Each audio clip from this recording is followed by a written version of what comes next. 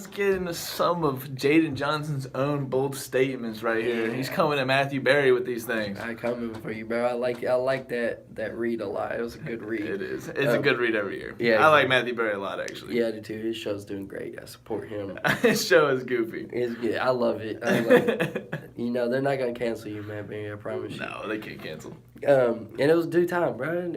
We've been waiting. I mean, he deserves his own show. I've been waiting a long time. This is the second year in a row where he's gone on there for like 28 hours straight live. Give my man a hour show, and he finally got one. Well, I mean, it's still just. But I saw the other day it was an hour. So. Maybe it is. All right. Anyways, he deserves his own show. We love Matthew Berry. We do, and I got this from you. I'm not gonna steal it. I'm not gonna steal the idea. Once I read yours, I was like, I want to do my own. And Luke Todd, he shouted me. Shout out Luke. Thank you for helping us last week. He was on last week, so if you want to go back and watch that, which all two people you probably already have. Some bold statements though. I'm gonna hit you really bold with the first one. I think, let's say halfway through the year, the Chiefs are kind of struggling. You know, the fans are getting weary. They've already seen Patrick Mahomes do all these amazing Aaron Rodgers-esque throws, and they're tired of seeing Alex Smith dink and dunk, and they want somebody that they kind of like Colin Kaepernick did to Alex Smith, and just straight more. He puts in Kaepernick again. Yeah, it just shows more of the ceiling isn't really as high, you know, as Michael Jordan would say, the ceiling is the roof with Alex Smith. with Patrick Mahomes, you really don't know what the ceiling is. Literally the roof. So, I mean, who really knows what Patrick Mahomes... Shout out MJ. I just think the fans will end up getting upset, and I think there'll be a lot of pressure to put Mahomes in. And then if they started struggling, I think Mahomes ends up coming in and playing a lot. And listen, I'm going to rave about this guy because if you just watch him for 30 minutes... you will literally see some of the greatest throws you've ever seen. And that preseason game against the Titans, oh my God, I've seen some of those throws were absolutely ridiculous.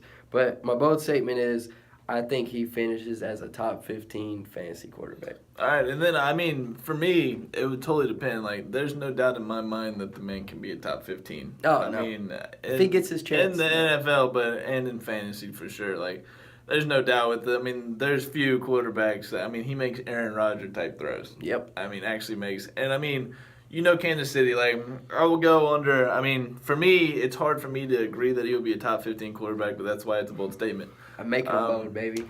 But I can see if Kansas City is struggling a little bit, them calling upon him because, I mean, he's going to, bring excitement to Kansas City, especially that offense. I know Andy Reid is a big quarterback guy too. Yeah. Always was in Philly.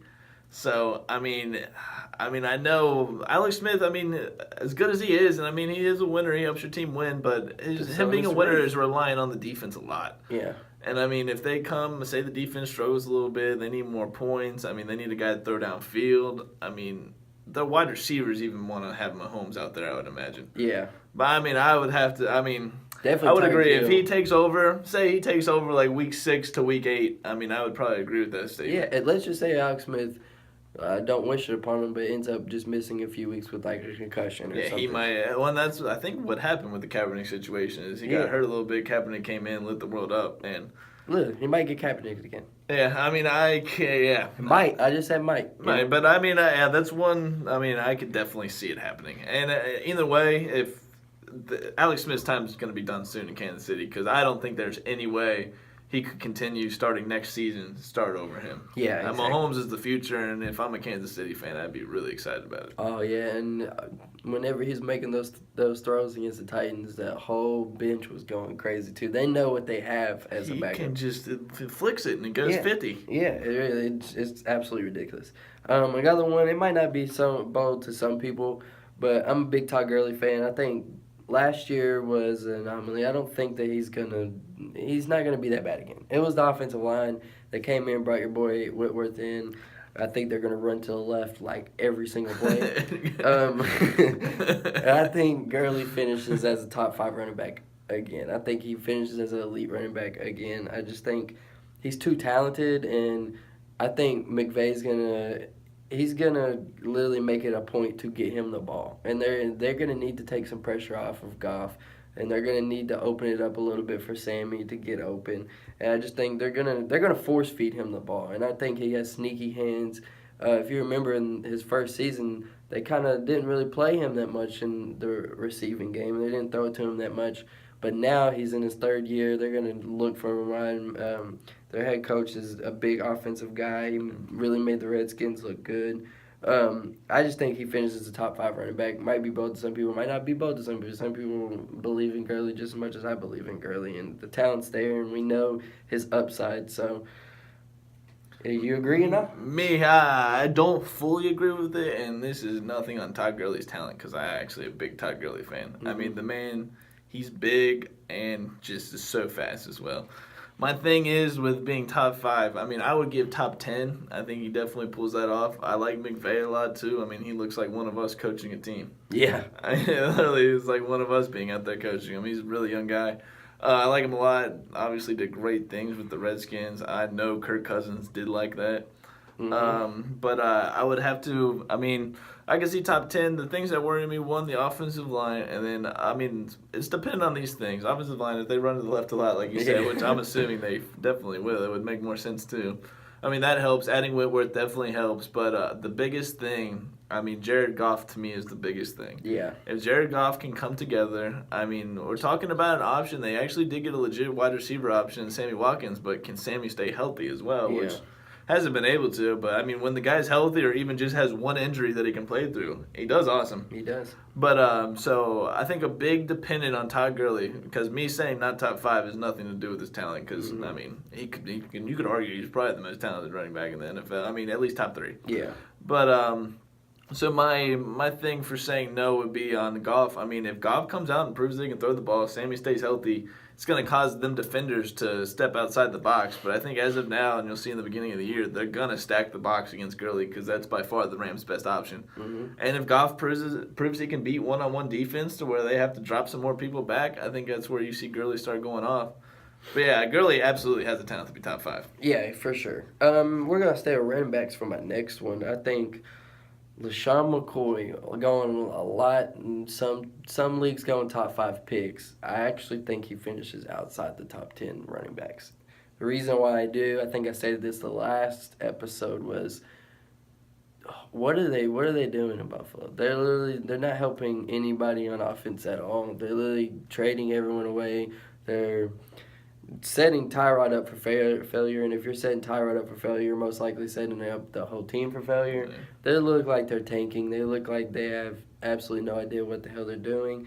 And ultimately, if he's the only option, say they, for some reason, and it looks like they do, are going to end up starting someone else than Tyrod halfway through the season, then they're literally just going to stack the box on McCoy. And if you stack the box, I don't care how good your offensive line is, if you literally see nobody on the outside that can beat you in man coverage, then they're gonna stack the box and they're gonna make McCoy beat them. And I just think that's gonna be too much for someone who for his running style doesn't really seem like he can take that pounding. I mean, he does stay healthy and everything, and he's also just turned 29, and that 30 for the running backs it's a real deadly. thing. It's deadly. That's a real thing, and I think you don't want to be with this team at 29. If this was 3 years ago, it'd be different, I think. But I don't know. That might not be both. Some people might think the same thing, but I could ultimately see the Bills as they're trading everyone away. I can honestly see they're struggling halfway through the season. Someone else's running back gets hurt, and someone makes a call, and they trade Shady. And that would actually help him if he goes to a good team. Depending on where he went, yeah. So, I mean, maybe he struggles the first half of the season, and he gets traded, and then just goes absolutely nuts for you in the playoffs, which if he does that, then you won't even complain about the first half of the season. Yeah, I agree with that statement. Just with the way the Bills have carried themselves, I think if you're a player on the Bills, I mean, what can you think about your front office? Yeah. I mean, it almost seems like they want to lose to get a high pick this year. Yeah, exactly. But I think the only save that could keep him inside the top 10, I do think it's a bold statement because he's definitely being drafted as a top 10 running back. I mean, basically the 5th running back off the draft board usually, some 5th to 6th. But I definitely think that I mean, I fully agree with it. The only thing that could save him, that keeps him inside the top 10, is that, I mean, he is a good pass catcher.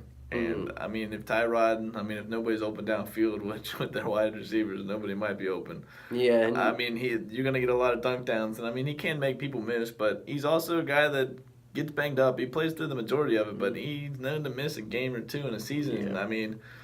And it could end up being a good thing that everything goes to him, just in fantasy. But yeah, I fully agree, though. I don't think the run game's going to work out too well for them. Yeah, and now I'm going to switch to quarterbacks a little bit. Someone that I'm higher on than a lot of people, and I'll take as my third quarterback in 2 quarterback leagues, is Brian Hoyer.